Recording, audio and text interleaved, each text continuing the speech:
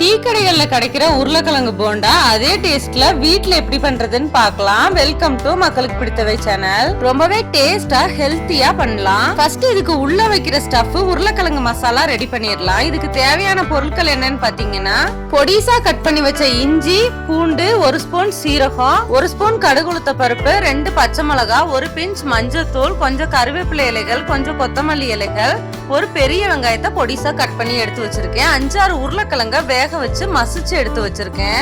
உப்பு தேவையான அளவு. இப்ப மசாலா ரெடி பண்ணிடலாம். ஸ்டவ் ஆன் பண்ணி ஒரு கடாயை வச்சுக்கலாம். அதுல 2ல இருந்து 3 ஸ்பூன் எண்ணெய் ஊத்திக்கலாம். குழந்தைகள்ல இருந்து பெரியவங்க வரைக்கும் லைக் பண்ற இந்த ரெசிபியை ஒரு தடவை ட்ரை பண்ணி பாருங்க. சூப்பர்வா இருக்கும். இப்ப எண்ணெய் சூடானோடனே 1 ஸ்பூன் கடுகுளுத்து பருப்பு ஆட் பண்ணிக்கலாம்.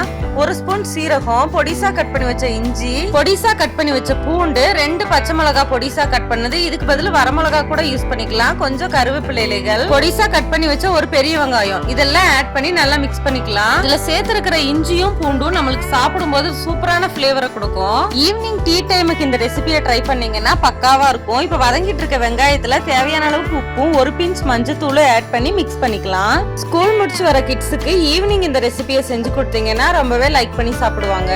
இப்ப பாத்தீங்கன்னா வெங்காயம் நல்லாவே வதங்கிருச்சு. இந்த டயத்துல உருளைக்கிழங்க ஆட் பண்ணிக்கலாம். நல்லா மசிச்சு எடுத்து வச்சிருக்கேன். இப்ப இதை ஆட் பண்ணி நல்லா மிக்ஸ் பண்ணிக்கலாம்.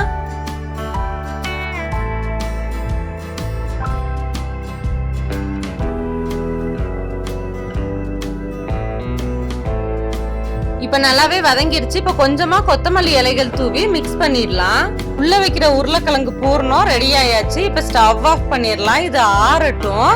ஆறவும் சின்ன சின்ன உருண்டைகளா ரெடி பண்ணிக்கலாம். அதுக்குள்ள இதை முக்கி எடுக்கிற மாவு ரெடி பண்ணிடலாம். இதுக்கு கடலை மாவு 2 கப் எடுத்திருக்கேன். 1/2 கப் அரிசி மாவு, 1 ஸ்பூன் அளவுக்கு மைதா மாவு, தண்ணி, உப்பு தேவையான அளவு, 1 ஸ்பூன் ஓமம் எடுத்திருக்கேன். என் மகன் கொஞ்சம் கடலை மாவுல தண்ணி அவனே ஊத்திட்டான். இப்ப கடலை மாவு கூட 1/2 கப் அளவுக்கு அரிசி மாவு, 1 ஸ்பூன் மைதா மாவு, ஓமம், உப்பு, தனி மிளகாத்தூள் 1 ஸ்பூன் எல்லாத்தையும் ஆட் பண்ணிட்டு கட்டிகள் இல்லாம நல்லா மிக்ஸ் பண்ணிக்கலாம். நம்ம வீட்ல இந்த மாதிரி ரெசிபிஸ் அடிக்கடி செய்யும் போது கிட்ஸுக்கும் கொஞ்சம் ஆர்வம் ஜாஸ்தி ஆகும். நாங்களும் ஹெல்ப் பண்றோம்னு பண்ணுவாங்க. இந்த பேட்டரோட கன்சிஸ்டன்சி எப்படி இருக்கணும், இட்லி மாவையும் விட கொஞ்சம் திக்கா இருக்கணும். இப்ப பேட்டர் ரெடி ஆயாச்சு. உருளைக்கிழங்கும் ஆறிடுச்சு. இது சின்ன சின்ன உருண்டைகளா உருட்டி எடுத்துடலாம். இந்த மாதிரி எல்லாத்தையுமே நமக்கு உருட்டி எடுத்தாச்சு. இப்ப நம்ம ஸ்டவ் ஆன் பண்ணி ஒரு கடாயை வச்சுக்கலாம். அதுல எண்ணெய் ஊத்தி இருக்கேன். எண்ணெய் சூடாயிட்டு இருக்கு. இப்ப வாங்க எப்படி பண்றதுன்னு பார்க்கலாம். ஒரு உருளைக்கிழங்கு பாலை எடுத்து மாவுக்கு நடுவுல வச்சு ஃபுல்லா மாவோட கோட்டிங் கொடுத்து எடுத்து போடணும். இதே மாதிரி போடணும். மீடியம் டு ஹை ஃப்ளேம் வச்சு 2 சைடு கோல்டன் பிரவுன் கலர் வர்ற அளவுக்கு குக் பண்ணி எடுத்துக்கோங்க. இதுல 1 ஸ்பூன் அளவுக்கு தான் நம்ம மைதா சேர்த்திருக்கோம். அது ஆப்ஷனல் தான். உங்களுக்கு எண்ணெய் குடிக்காம இருக்கும். தேவைன்னா யூஸ் பண்ணிக்கோங்க. 2 கப் கடலை மாவுக்கு 1/2 கப் அரிசி மாவு சேர்த்திருக்கோம். அது கரெக்டான ரேஷியோல இருக்கும். இந்த மாவுல சேர்த்திருக்கிற ஓமம் நம்ம செரிமானத்துக்கு ரொம்பவே நல்லது.